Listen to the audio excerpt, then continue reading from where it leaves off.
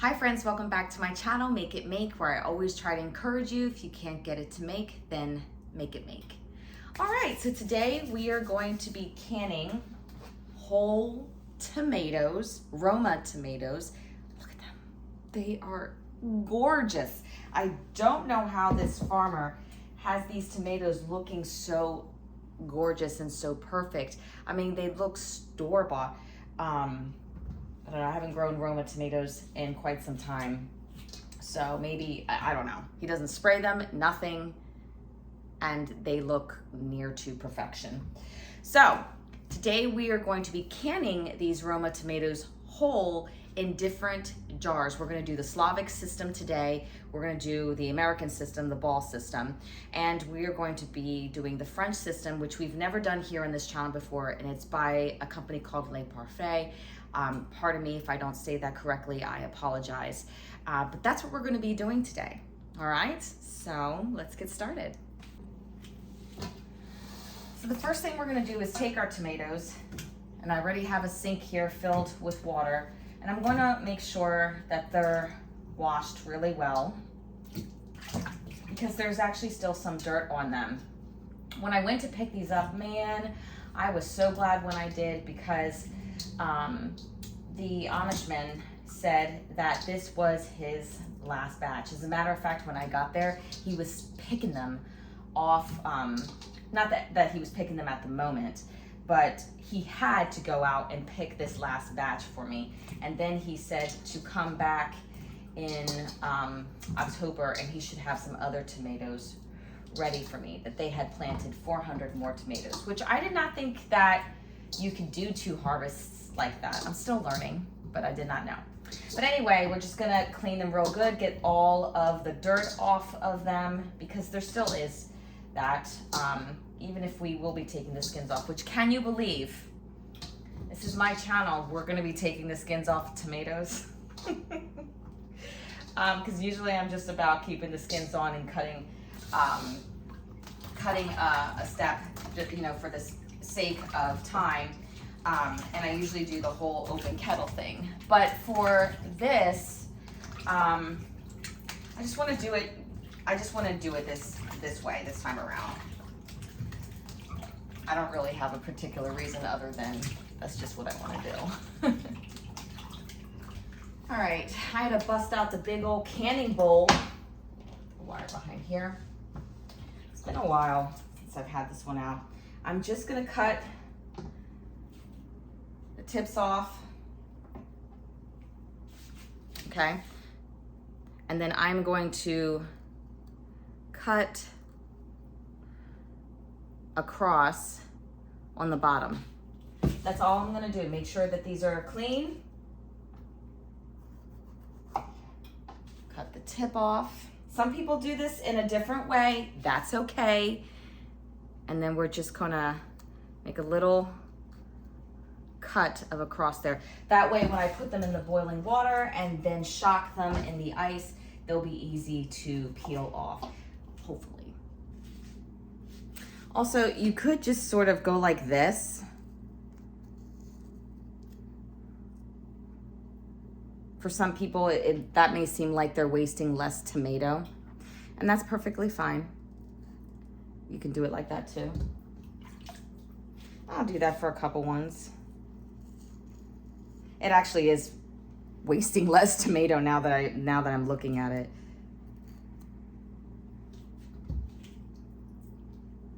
Yeah, definitely. We shall be doing that. Ooh, much better. So the next thing I'm gonna do is fill up my sink again, because we have all our tomatoes cleaned, cored, sliced with a little cross X thingamajiggy, and fill this up again. And then I'm going to fill it up also, sorry, not fill it up, add some ice to it, because this is going to be our ice bath. Okay, so we got that going on over here. What we have here, let's see if I can gently turn, is our hot water to blanch our tomatoes. So I'm gonna keep that there. come back over here. This is great. Okay. Oops. That should be enough. Ugh. I didn't feel like making ice. I only have like 2 ice trays, so I'm just gonna throw this on the ground and see if it separates. Yeah. All right, seems good enough. Take my scissors.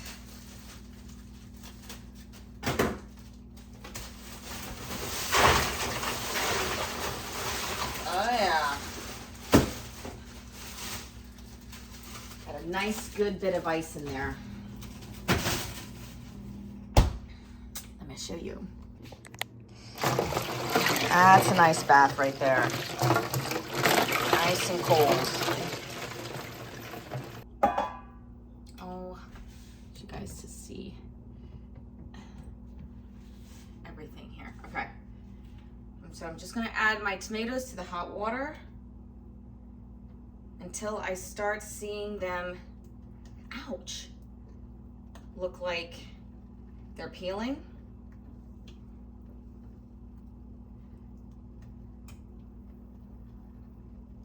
I'm only gonna do a couple at a time. And all I have is this to pull them out. I know there's like better utensils, but this is just what I have. Make with that. See, as you can see, one's starting to peel a little bit. I want to make sure that they kind of all look like that. Yep, they're getting there. Once I start to see that, then I'm gonna take them out and put them straight into the ice water. All right, that didn't take long. So I'm gonna take these tomatoes, bring them over here, and straight into the ice.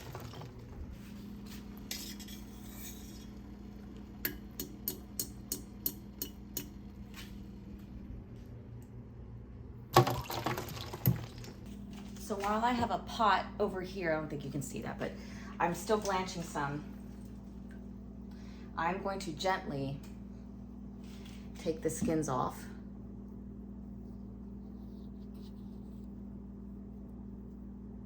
And they should just come right off. Really easy. And take your time trying not to pinch the meat of the tomato because you want as much of the tomato as possible. But see, that's pretty darn easy. And then I'm gonna put the skins to the side and I'll tell you why in a minute.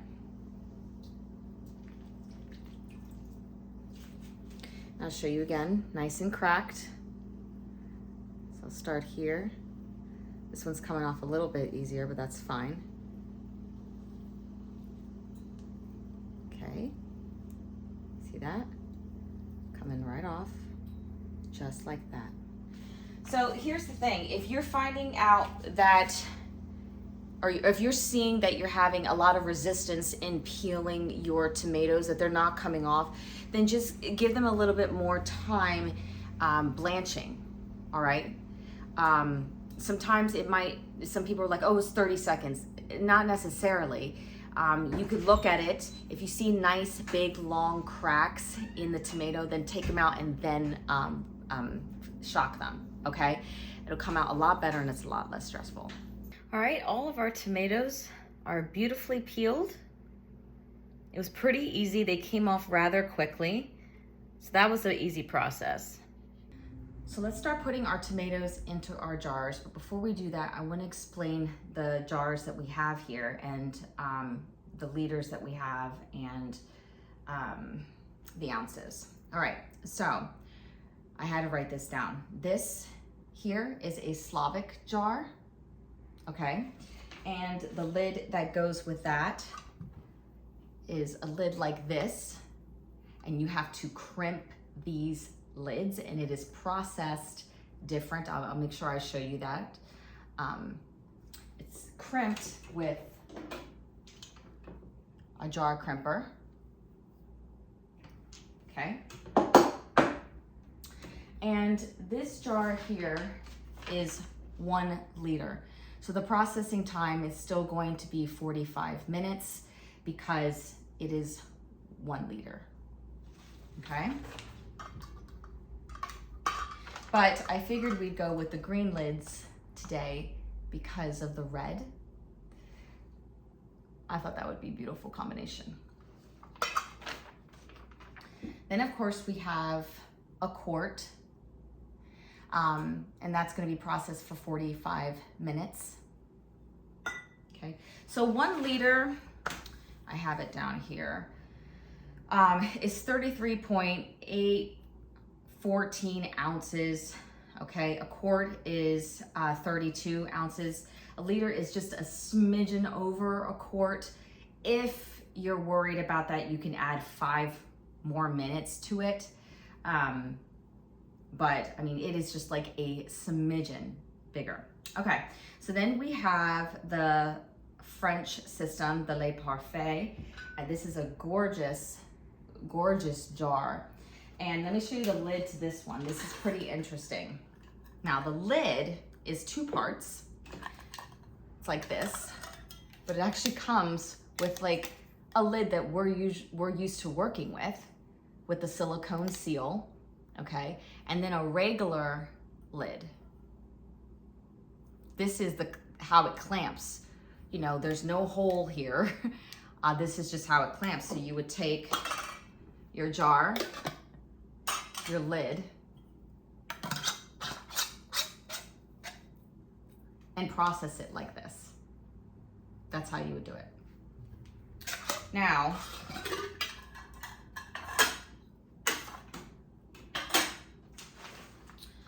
this jar here is 1020 milliliters, which is 34 ounces. Again, it's a smidgen over a quart. If you want to, again, do the whole adding 5 more minutes, I'll do 45 to 50 minutes for all of these jars, just to play it safe. But yeah, I wanted to make sure that you at least knew that and had that there. So I'm gonna start packing in my whole tomatoes. The next jar we're gonna do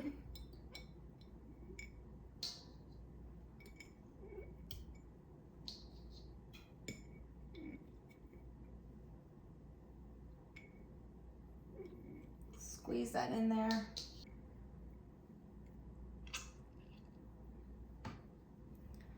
I really want to make sure that I can really slide these in and not have so many gaps. Because honestly, I don't need these tomatoes necessarily whole. They're going to be turned into some sort of sauce or cut. But there we go. And I think I can fit in one more mushy one. There we go. Beautiful. Absolutely beautiful. Look at that.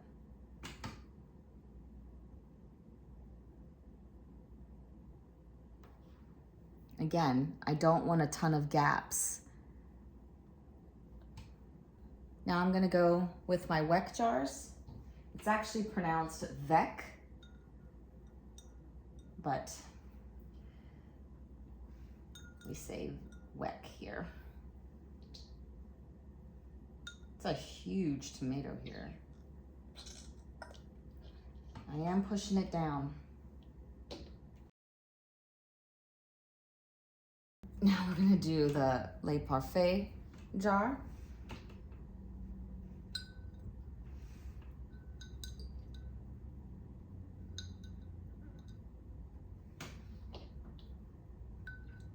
And this is where there's 3 tomatoes in the front, but I'm just gonna squish this one right in here. Make room for a 4th. Ah, finally, a ball jar. We may be only able to do one of these. So the next thing I'm gonna do is I'm taking our funnel. If you don't have the 4 jars funnel, they are amazing. I'm not just saying that. They really are amazing. They're my favorite funnels. I'm taking some super hot water and I'm just gonna fill the rest of the empty space in our jars with hot water. You could also do this with tomato juice. And then, place this over here. I'm just going to take out some of the air bubbles by debubbling. And then if you need to adjust your head space, go ahead and do that. If you need to add more water, that sort of a thing, go ahead and do that. But this seems perfect. Absolutely perfect, beautiful. Very proud of this one. And because this is the Slavic system, you know, you don't really put a lid on and secure it yet. The crimping and securing of the lid comes after the processing time.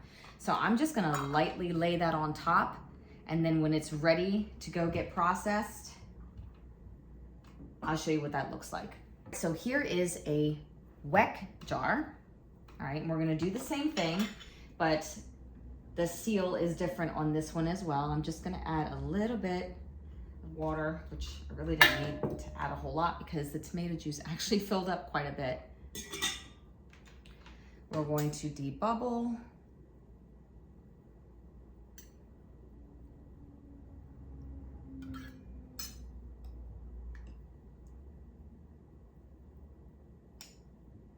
Once again, absolutely beautiful.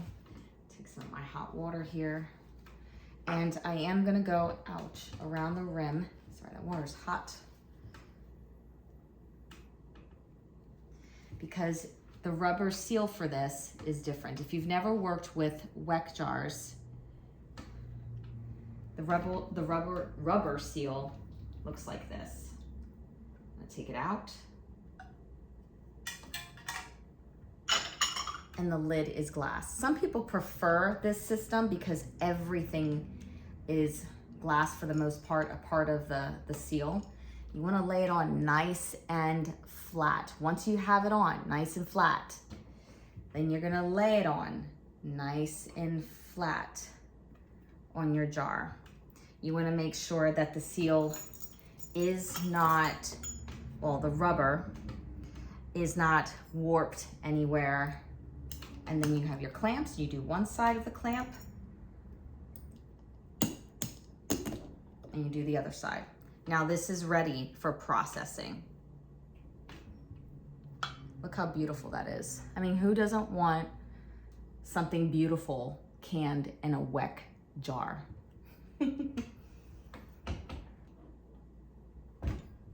Okay, now we have the Le Parfait.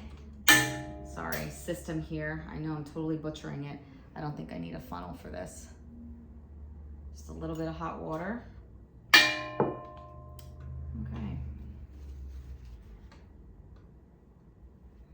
And yes, you do need to, whoops, hold on. We have to debubble first before I go ahead and do all that.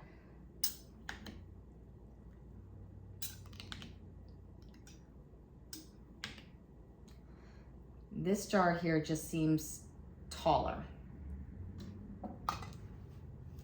than the other jars.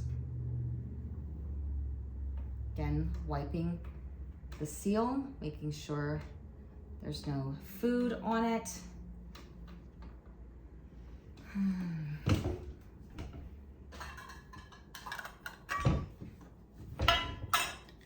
Then taking the lid for this system, placing it on top.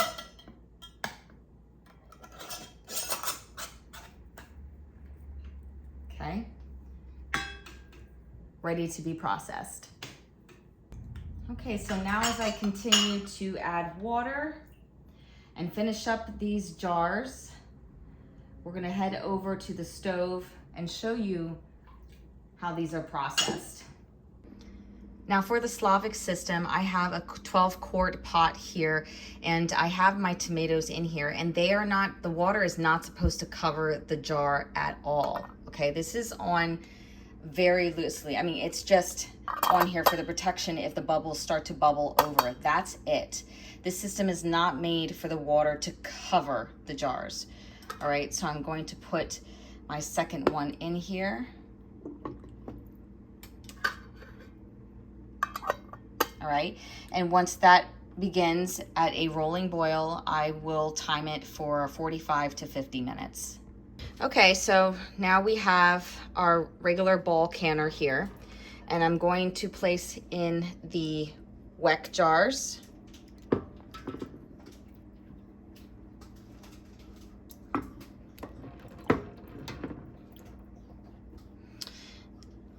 Our American system here,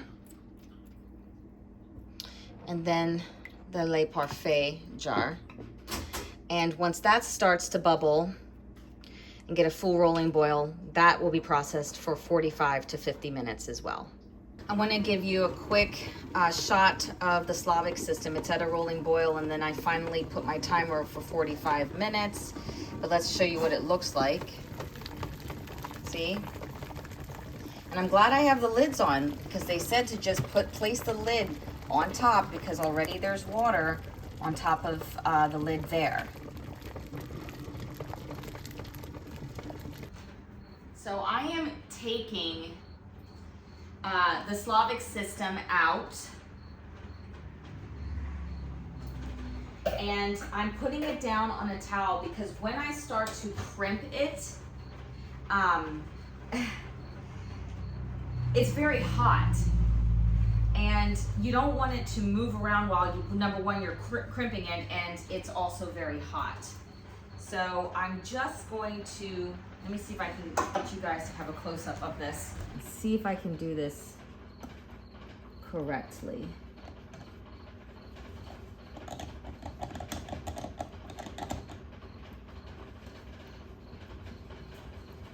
I have to hold this down.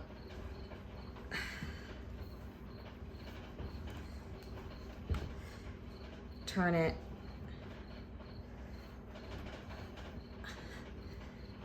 Turn it again. Turn it. Imagine, you know, people, this is the way of their canning. This is hard. This is the way it is. Imagine doing like 300 jars like this. This is not easy. Ugh. Okay, see how you want to make sure. I'm gonna take a look at this crimp. This looks pretty good. Ugh. And I forgot, you just wanna go back and forth where you started. There we go. I'm gonna take a look at this crimp here. It looks really good. I'm hoping you could see this crimp.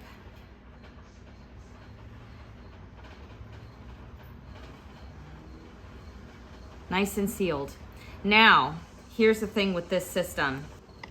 With this system, it is imperative to put it upside down, because this isn't like the other jars that has a pop indicator or a ping indicator to tell me if it is sealed, okay?